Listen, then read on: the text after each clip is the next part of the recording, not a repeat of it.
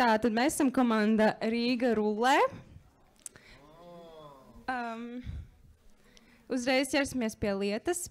Jā, skatlogi netiek izmantoti, un tad mums ļoti vispār patīk tā ideja, jā, ka mēs varētu nelikt aizskarus, un iedvesmojoties no iepriekšējām prezentācijām, ka tur varētu bezpajumtniekus izvietot, un tur varētu būt viesnīca, un nebūtu aizskaru, varētu uzraudzīt, kā tad cilvēku uzvedās, lai būtu kārtība pilsētā un tā, bet tad mēs sākām domāt,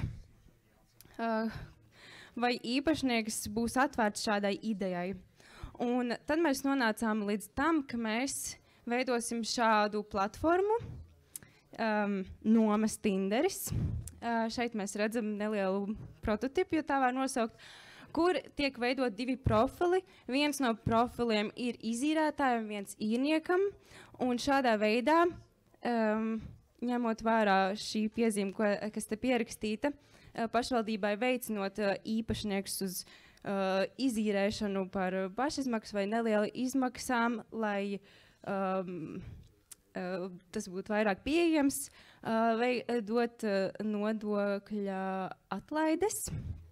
Un, jā, šādi tas izskatītos, un šeit var īrnieks ar īpašnieku samačot un piemērot tās vajadzības, ko atrast kādu īrnieku, kas spētu pēc iespējas labāku funkciju dot viņu īpašumā esošiem skatlogam.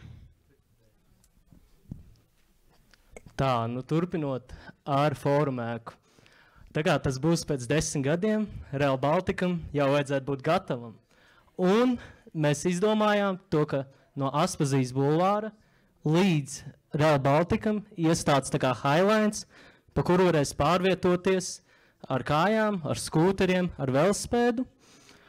Un, kā jūs redzat, tas Highlines savienojās ar Stokmana ēku, un tad tajā būs publiskās iekštelpas. Primāri iebraukšanā būs velo kafejnīca, kura tā kā baigi nav nekur sastopama, shoppings, tad arī pēc plāna atbrīvot upi, nu izveidot, protams, tiltu, bet tādu tā kā arī chill vietu. Un, protams, kino, kafejnīca dažāds, kapsulas, un, ja jūs redzat to attēlu pa labi, tad tā kā tā ir nākotne, tad tā arī būs dronu parkings, kur cilvēki varēs atlidot un noparkot savus dronus ar ērtībām. Tā.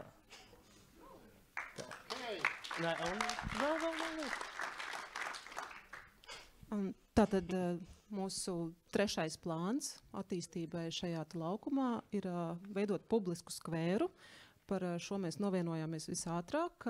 Tas skvērs, ņemot vērā stacijas klātbūtni, tirgus klātbūtni, arī to vēsturisko fonu, kas te vienmēr ir bijis ar tādu ļoti lielu aktivitāti, ar dažāda veida performancēm, ielu muzikantiem, arī šo te pirkt pārdot, slepeno pārdošanu. Tad mums ir doma, ka šeit varētu būt šāds publiskais skvērs, kurā notiek šīs te performances, bet viņas varētu būt tādas organizētas, šī te vide iekārtota. Domas performances. Tagad mājas performē. Attīstības departaments, atvainojos.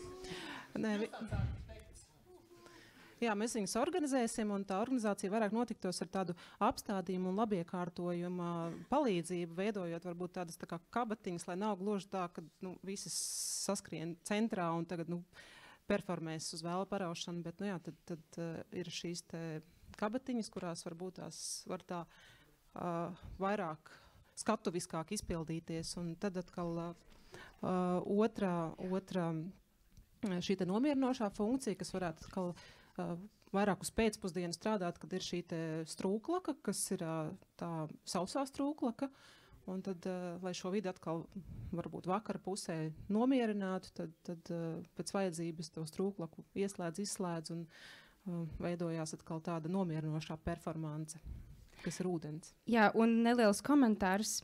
Tā kā vairs nebūs tuneļu, tas sasaistās arī ar šo ideju, jo tiem muzikantiem kaut kur ir jāpaliek un viņiem kaut kur ir jāmuzicē, tāpēc mēs viņiem dodam jaunu vietu šajā skvērā.